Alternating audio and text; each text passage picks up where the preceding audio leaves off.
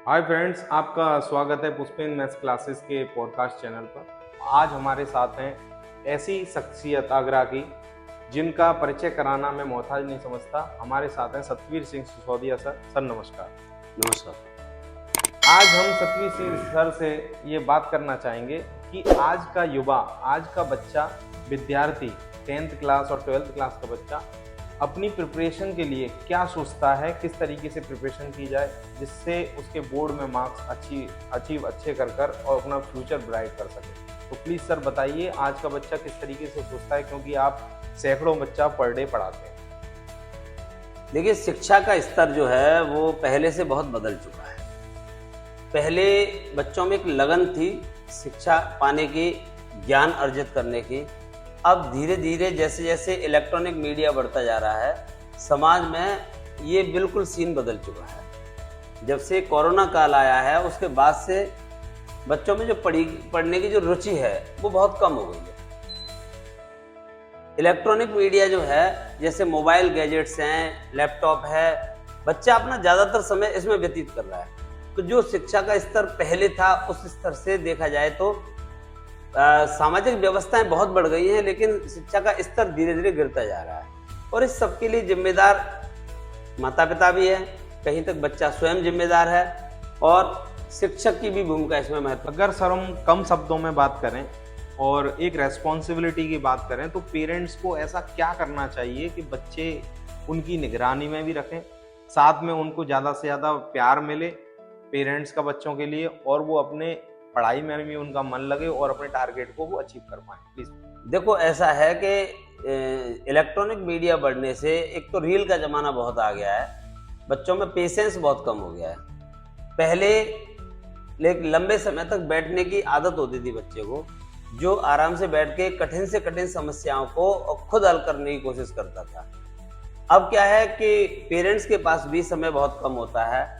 वो घर पे आते हैं, काम से आने के बाद में अपना मोबाइल लेके बैठ जाते हैं। अगर घर में 4 सदस्य हैं तो 4 अपना मोबाइल लेकर के रील स्क्रॉल करते रहते हैं। बच्चों को देखने का समय बहुत कम है। बहुत कम ऐसे पेरेंट्स हैं जो बच्चों पे इतना ध्यान देते हैं कि बच्चा कुछ क्या कर रहा है, क्या नहीं कर रहा। बच्चा अपना मोबाइल में लगे हुए हैं, पेरेंट्स अपने मोबाइल में लगे हुए हैं। तो बच्चों पे अगर ध्यान नहीं दिया जाएगा तो वो पता नहीं किस दिशा में जा रहा होगा, क्योंकि जो खुद से निर्णय लेने वाला बच्चा होगा वो बहुत कम है समाज में आजकल। सर मैं आखिरी शब्दों में आपसे आखिरी सवाल ये पूछना चाहूँगा कि आपका गुरु मंत्र बच्चों के लिए क्या होगा जिससे बच्चे अपना मार्क्स अचीव करें, और जिस गलत डायरेक्शन में अगर कोई बच्चा जा रहा है तो इस पॉडकास्ट के माध्यम से, हमारी वीडियो के वार्तालाप के माध्यम से वो अपनी सही दिशा आकर अपने 10th का बोर्ड और 12th का बोर्ड, चाहे कोई भी बोर्ड हो, 12th यूपी बोर्ड हो या फिर सीबीएसई का बच्चा हो, आईसीएसई का बच्चा हो या फिर कोई सा भी बोर्ड हो, अपनी प्रिपरेशन अच्छी कर आपका क्या गुरु मंत्र रहेगा सर, प्लीज बताएं। देखिए, सर थॉर्नडाइक के अकॉर्डिंग अगर देखा जाए तो जो अभ्यास है ना, सतत अभ्यास, वो आपको किसी भी मुकाम तक हासिल करने के लिए आपको तैयार करता है। तो अगर आप सफलता पाना चाहते हैं किसी भी कार्यक्रम में, किसी भी पढ़ाई में या किसी अन्य क्षेत्र में, तो आपको एक तो कंटिन्यूटी रखनी पड़ेगी कि आप लगातार, भले ही आप आधा घंटे किसी सब्जेक्ट को पढ़ रहे हैं या 1 घंटे पढ़ रहे हैं, लेकिन कंटिन्यूटी में होनी चाहिए आपकी। सतत अभ्यास आपको परफेक्ट बनाता है। दूसरा, पढ़ते समय जो मोबाइल है उससे दूरी बनाए रहनी चाहिए। अपने मोबाइल को साइलेंट करके या स्विच ऑफ करके इतनी दूर रखना चाहिए कि उसकी आवाज़ आपके कानों तक नहीं आए, तो आप लगातार कंटिन्यूस पढ़ सकते हैं। तीसरी चीज़ ये है कि जो लिखने का काम होता है वो याद करने के बाद लिखा जाए, क्योंकि जितना ज़्यादा रिटन प्रैक्टिस होगी, जितना ज़्यादा लिखने का अभ्यास होगा, आप उतनी ही कम गलतियां करेंगे और उतना ज़्यादा अच्छे स्कोर कर पाएंगे अपने फाइनल एग्जाम में, आपके जो भी टेस्ट एग्जाम होते हैं उस सब में। तो यही है कि कम से कम समय में ज़्यादा अगर हासिल करना चाहते हैं तो रिटन प्रैक्टिस बढ़ा दें, कैलकुलेटरी पार्ट अपना बढ़ा दें ताकि ब्रेन आपका डेवलप हो।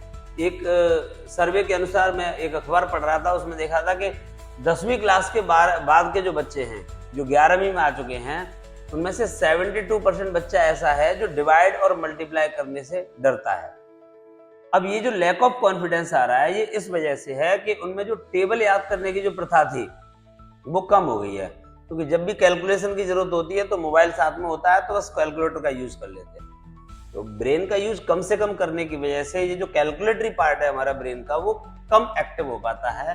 इसलिए ऐसी गणनाओं से हमें डर लगता है और यही कारण होता है कि कंपटीशन एग्जाम में कैलकुलेशन समय पे न करने की वजह से क्वेश्चन छूट जाते हैं और जो मुकाम हासिल करना चाहिए था उससे वो पीछे रह जाते हैं। सर, तो अगर संक्षेप में हम इन सभी प्रश्नों के उत्तर की बात करें तो इसका सीधा माध्यम मैं ये भी समझता हूँ सोशल मीडिया का बहुत बड़ा। सोशल मीडिया से जितना दूर रहें उतना ज़्यादा बेहतर होगा और इलेक्ट्रॉनिक मीडिया को ज़रूरत पड़ने पर ही उपयोग में लें। ये एक सबसे बड़ा गुरु मंत्र होगा पढ़ाई के लिए। बार बार अभ्यास करो, सोशल मीडिया कम से कम यूज करो, ना करें तो बहुत बेहतर होगा। बहुत बहुत धन्यवाद सर आपका पुष्पेंद्र यादव मैथ्स क्लासेस के पॉडकास्ट चैनल पर। और आप सभी ने सर को सुना कि सर ने किस तरीके से अपना गुरु मंत्र दिया। तो आप सभी पेरेंट्स से और स्टूडेंट से निवेदन है कि अपना इस गुरु मंत्र को फॉलो करें और ज़्यादा से ज़्यादा बच्चों को अपना ध्यान रखें, प्रैक्टिस कराएं, जिससे वो अपने बोर्ड में आने वाले मार्क्स को अच्छे से अचीव करें और अपना टारगेट फ्यूचर कराएं।